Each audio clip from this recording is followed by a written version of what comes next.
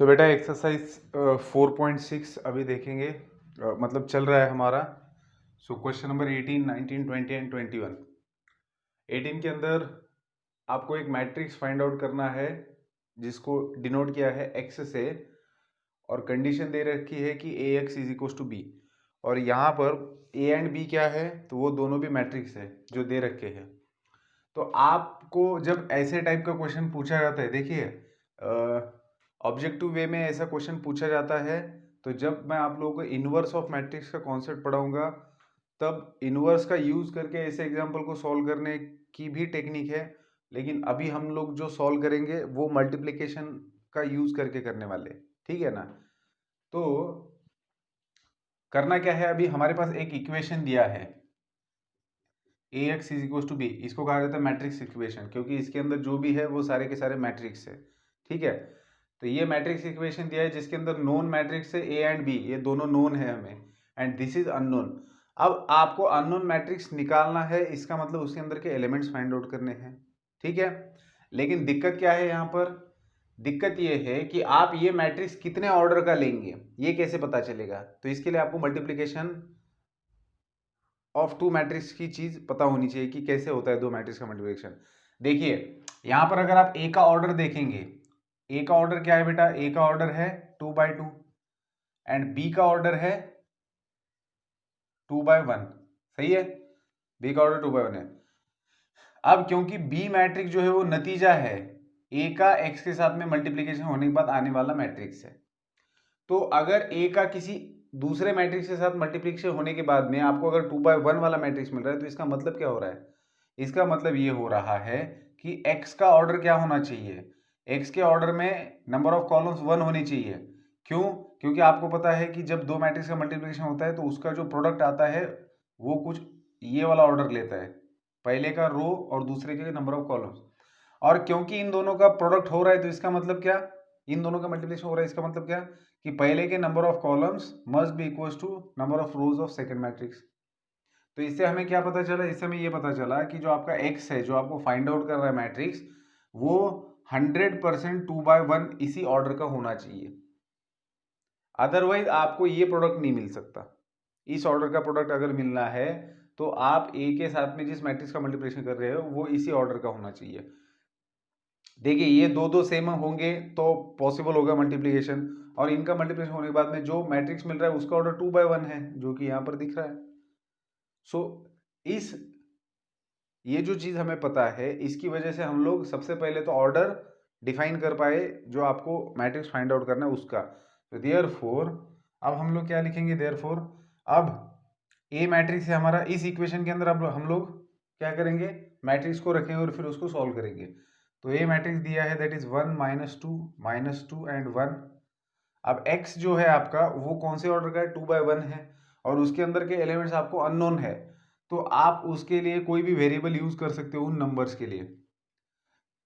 ये आपका x matrix है, आप यहां पर बोल भी सकते हो let x B equals to, क्योंकि इसका ऑर्डर क्या है 2/1 है तो आपने उस हिसाब से x मैट्रिक्स लिया।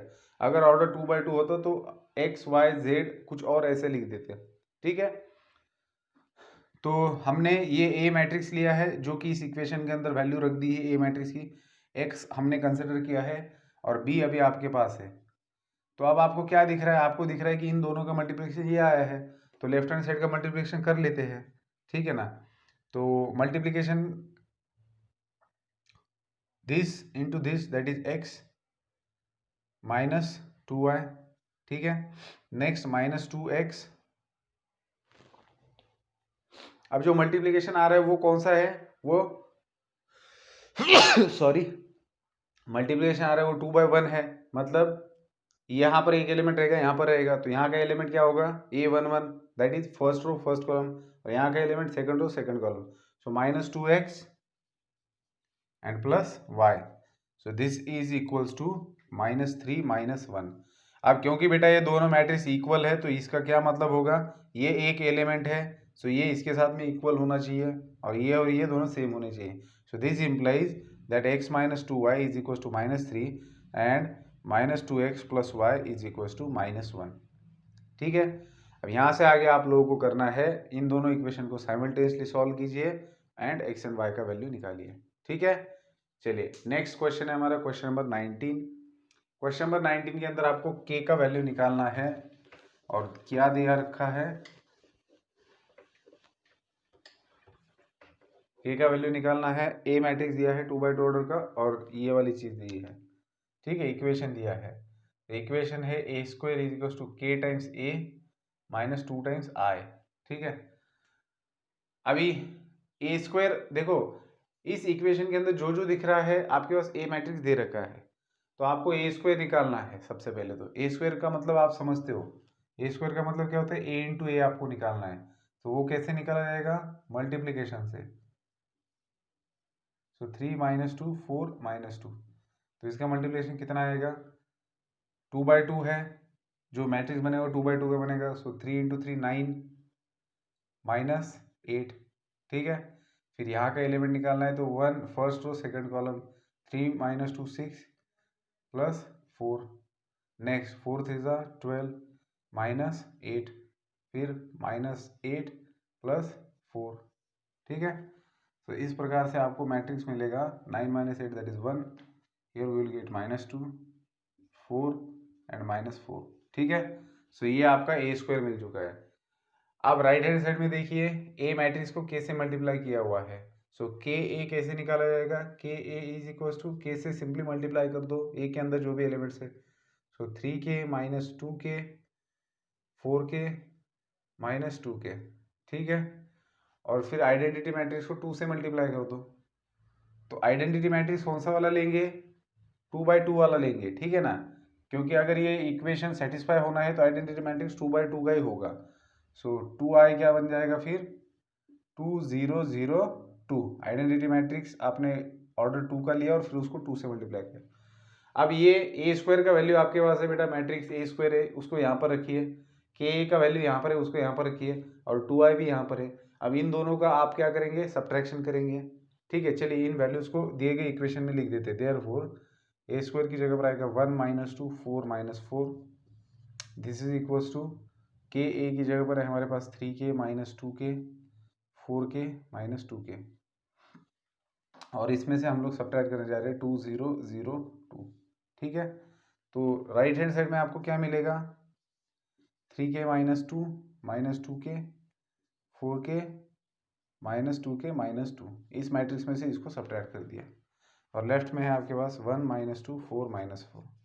अब बेटा ये दो इक्वल मैट्रिक्स है, सो आप क्या कर सकते हो, सिंपली इनमें से किसी भी एक नंबर को आप इक्वेट कर दो तो आपको के का वैल्यू मिल जाएगा।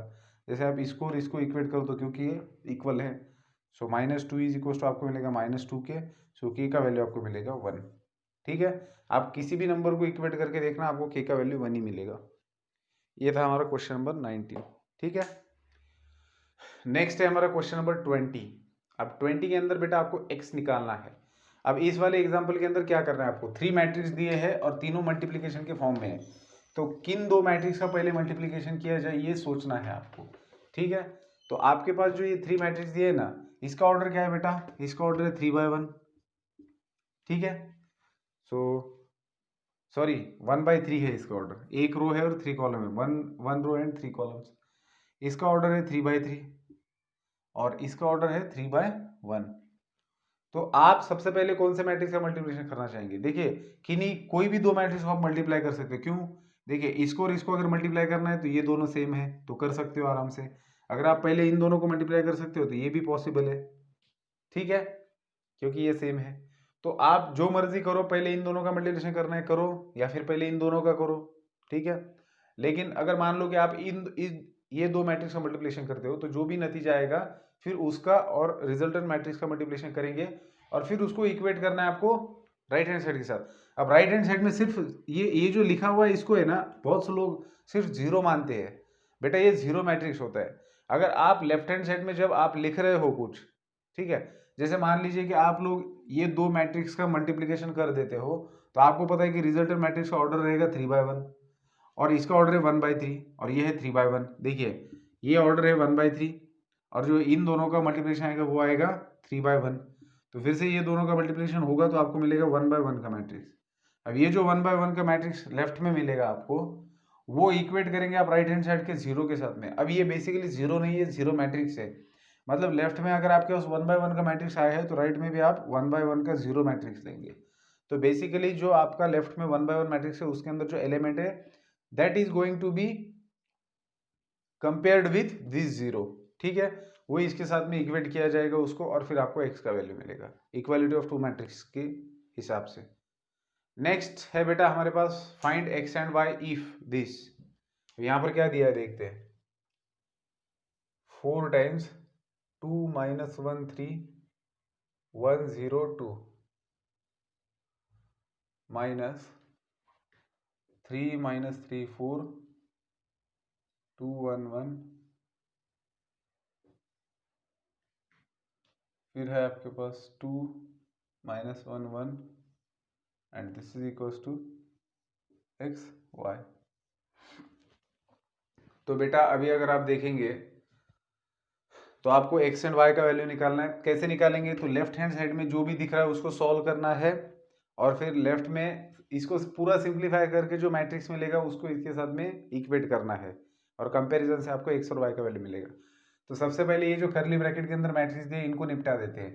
देखिए 4 से अंदर मल्टीप्लाई कर दो तो क्या मिलेगा, 4 2 ज़ा 8 माइनस 4 प्लस 12 4 0 8।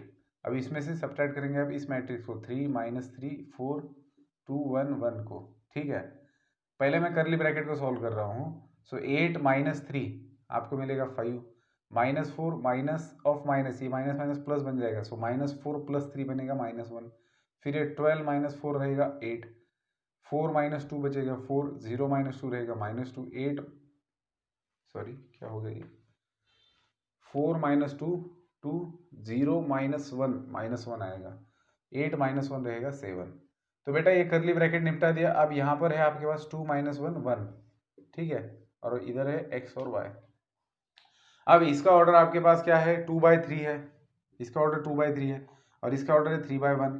तो ये दोनों सेम है, इसका मतलब इनका मल्टीप्लिकेशन हो सकता है, और जो नया मैट्रिक्स बनेगा वो 2/1 का बनेगा। तो आप लोग लिखिए फिर 5 2 ज़ा 10 प्लस 1 प्लस 8, नेक्स्ट 2 2 ज़ा 4 plus 1 plus 7। So this is equal to X by X Y. So आपको यहाँ पर मिल रहा है 10 plus 8 11 sorry 18 plus 1 19 12 which is equal to x Y. तो यहाँ पर इक्वालिटी ऑफ टू मैट्रिक्स के हिसाब से एक्स का वैल्यू बन गया 19, वाई का वैल्यू बन गया 12, ठीक है।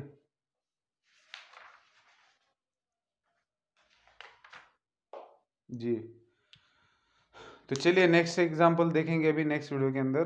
Good bye.